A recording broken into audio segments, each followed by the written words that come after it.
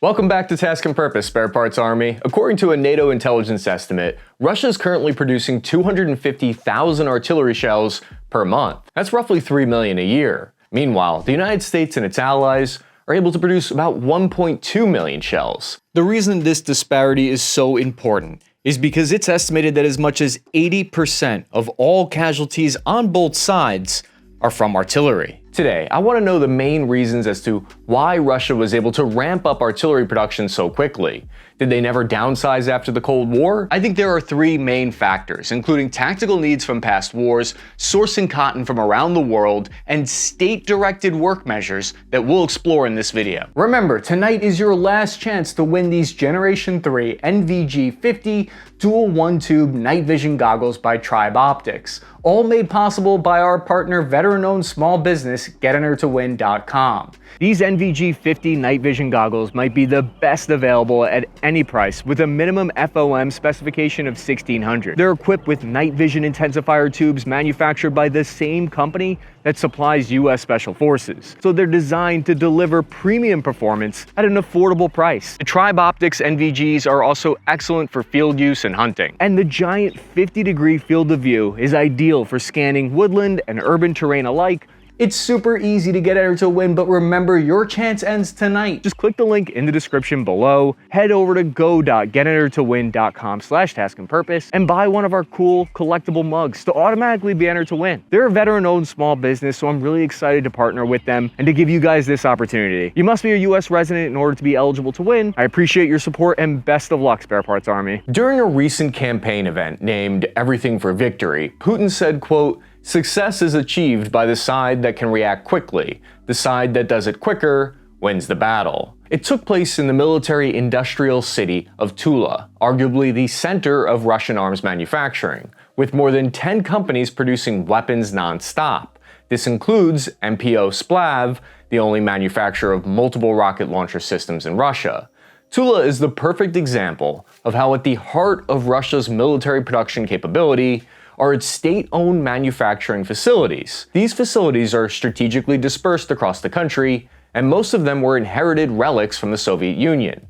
Today, they account for 70% of all of Russia's arms production. The truth is that after the fall of the Soviet Union, Russia never stopped being a country centered around its defense industry. We can actually trace Russia's recent artillery production incentives back to the First Chechen War of 1994. Its tactical requirements greatly influenced how the country invested in artillery, because estimates place Russian forces firing 30,000 artillery shells per day at one point during the height of the Battle of Grozny in 1994. To put that into perspective, during Operation Desert Storm in 1991, both the US Army and Marines combined fired a total of just over 60,000 artillery shells. So Russia's firing 30,000 per day, and during all of Desert Storm, only 60,000 were fired. The State Defense Order, which saw an increase from 62 billion rubles in 2002 to 302 billion rubles in 2007, making a considerable rise in domestic military procurement. This kept Russia's artillery production alive, and in 1999, when the Second Chechen War finally kicked off, it only increased. The nature of the Chechen War meant Russia relied heavily on artillery strikes and production. Or take the example of one of the fiercest battles of the US military has fought during the same time period, which is Iraq in Fallujah in 2004. During that battle, the US military expended a total of 5,685 155mm artillery shells in support of the ground maneuver. Here's an even better way of understanding why the US military doesn't maybe have the same incentive to invest in artillery production. During the entire initial invasion of Iraq, the whole US military fired 34,000 artillery rounds. That's it, according to documents obtained by Luke O'Brien for the Marine Corps Times. On the other hand, the US Air Force dropped millions of pounds of ordnance. And this is where we see the difference in strategy between the US and Russia. The West has leaned heavily on air power, where Russia has leaned more heavily on ground artillery. So after the Chechen War, the Russian defense industry has been focused on artillery production in ways that some Western countries were not. A lot of defense investments was going towards precision GPS-guided artillery shells in the West, The defense spending plan for Russia between 2010 and 2013 aimed for a total of 19 trillion rubles, roughly $600 billion, over the next decade to modernize their forces. Regardless of how much of that was lost to corruption or not, that's still a major increase over 14 years. In 2024, Russian officials' defense budget went up by 68%, which means that Russia's total defense spending is about 7.5% of its GDP. They are focused on war, and it's a 24/7 national effort. Russian artillery factories are operating around the clock, with employees working on mandatory rotating 12-hour shifts with double overtime. Many factories are working triple shifts. Furthermore, the Russian government has also established a 6-day work week and is calling for volunteers among civilians to help optimize production processes and meet the demands. According to a report by the Russian Ministry of Defense about the 2023 industrial growth since February 2022, the production of artillery ammunition has increased by 17.5 times over. Again, whether that's truly the case or not, what we do know that is accurate is that over the past 2 years, the workforce in Russia in the defense sector has expanded significantly, with approximately 3.5 million Russians now employed in the industry. This is 1 to 1.5 million more people than before the conflict began. And just last month, Putin announced the creation of more than 500,000 new jobs in the military-industrial complex, machinists and welders employed in Russian factories that produce war equipment are currently earning higher salaries than most white-collar managers and lawyers. Now it starts to become easier to see how 3 million artillery shells per year is possible when you dedicate all your resources and incentives devoted to war. A lot is possible. Another factor aiding Russia, specifically in artillery production, is where they're sourcing gunpowder from, which has been in shortage for many countries. Artillery is made out of a few separate gun components, and gunpowder is one of the hardest to source. Cotton pulp and nitrocellulose are key to artillery manufacturing.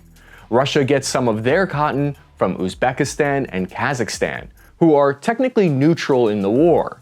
From an article by Anton Shevets at Pravda.com, according to the United Nations Comtrade database in 2021, Kazakhstan and Uzbekistan shipped $4 million worth of cotton pulp to Russia. In 2022, the first year of the war, this figure increased by 150% to $10 million.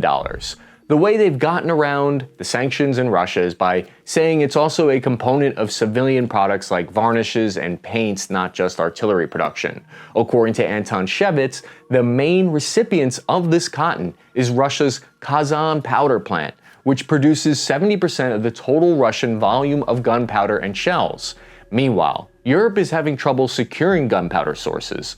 The Moscow Times wrote that Turkish companies have also contributed about half of Russia's nitrocellulose imports at about 1,800 metric tons in 2023. And after that, Chinese companies account for 1/3 of the supplies. The same Chinese companies that are now denying that they can send those cotton supplies to Europe. Even if the President of the United States were to invoke the Defense Production Act, which grants the president authority to order companies to expedite the production of equipment to support national defense, it would still be tough for a democracy to dedicate so much of their resources in one area at the cost of others. Russia and other authoritarian countries can have an advantage when it comes to defense production in that one area. In the West, the gears sometimes move more slowly because things have to be done by committee. We have to argue amongst ourselves for a bit over whether or not we want to pass legislation to approve tax breaks to incentivize artillery production. I think democracy can be one of our greatest strengths, and sometimes also has a weakness that our adversaries attempt to exploit. These are the levers that Russia is able to pull faster at the time being. Another reason Russia is able to produce so many more rounds per year actually came as kind of a shock to me. It has to do with the fact that they have very different acceptable tolerances, but more importantly, very different laws and regulations compared to the West. When I was reading about how France is trying to double their production in artillery, I came across a really interesting aspect that was holding them back. Environmental laws and regulations prevent them from ordering the chemicals they require for artillery munition production.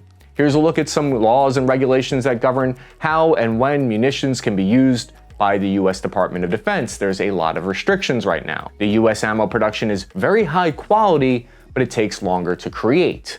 The defense documents I've read about European artillery production state that they recommend manufacturers reduce tolerances. They state that those quality controls only make sense during peacetime, and that they're reaching a point where accepting more risk is reasonable for increased capacity. Things that are risky with artillery is, of course, there's dud rates, or they could explode while in storage. For example, according to Ukrainian and South Korean military intelligence, when Russia procured artillery shells from North Korea, shells provided were of poor quality and had a 50% dud rate, and even destroyed some Russian cannons.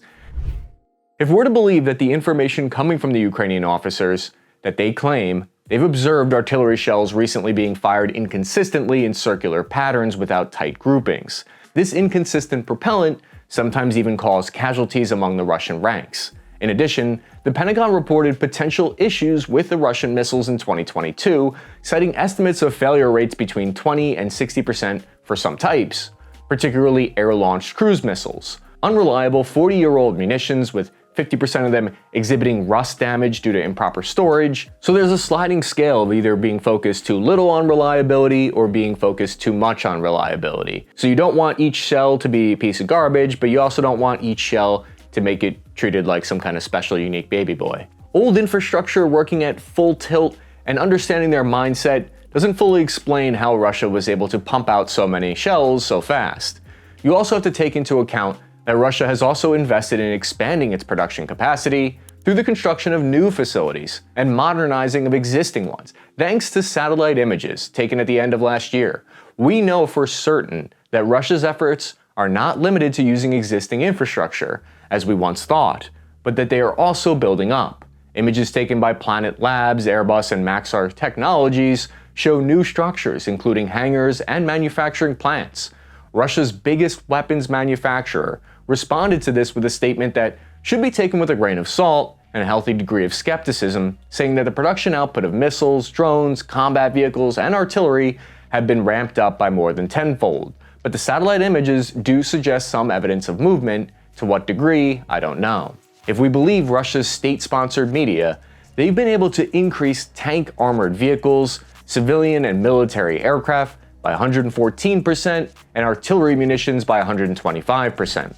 Whether these numbers are accurate or not, they tell us a story, at the very least, of how Russia is pouring resources into artillery production. But the ability to pump out munitions is only useful if there are hardware artillery pieces to fire them from. One of Russia's limitations is that after about 2,500 rounds, their barrels start to experience wear and tear, micro cracks, or barrel warp. The barrels then need to be replaced. There are several ways to do that. You can either slap on a newly produced one or cannibalize from old Soviet stockpiles. And that's exactly what Russian forces are doing. They're taking out thousands of their Cold War-era howitzers and putting the barrels on their new pieces. Then, on top of that, we have to consider the pieces lost from attrition. According to open source numbers, Russia has lost approximately 1,100 artillery pieces since the start of the war. The Royal United Services Institute, RUSI, the oldest defense think tank in Britain, has specified that Russia currently holds approximately 4,780 artillery pieces. 20% of those are self-propelled vehicles. Now take a look at Nizhny Tagil. It's the location of another notable company, the Zavod, which is the largest producer of artillery hardware systems in Russia, with a reported 30,000 employees. This sprawling complex produced 26,000 Russian tanks during World War II, almost half of the total number of T-34 tanks, and now produces a significant portion of Russia's artillery shells. They're increasing shifts, expanding production lines at existing facilities, bringing previously mothballed plants back online, and creating new production plants that have significantly leveled up artillery production. Now, the question of whether or not it will be able to be enough to account for attrition is something that remains to be seen. In addition to ramping up domestic production, Russia has also turned to importing ammo. Last year, Iran reportedly dispatched at least 300,000 artillery shells, although the actual figure may be higher. Still, it's not enough for Russia to keep up with demand, especially when there's a shortage of skilled labor and high-tech manufacturing components. This is not to say that the West doesn't have its own advantages. Expert Dmitry Alipovich of Silverado Policy Accelerator think tank has pointed out that today Russia might not be able to outproduce the West in terms of building submarines or frigates, but is able to outproduce the West in terms of artillery shells. What is useful equipment for the United States is not necessarily what Ukraine needs, as most experts agree that the war will likely be won or lost at this point based on who is able to fire the most artillery shells. And remember, click the link in the description to head over to go.getenteredtowin.com/taskandpurpose to grab one of our cool limited edition collectibles and get automatically entered to win this $7,000 night vision device. The deadline to enter is tonight at 11:59 p.m. Pacific Standard Time. As always, thank you Spare Parts Army, and good luck.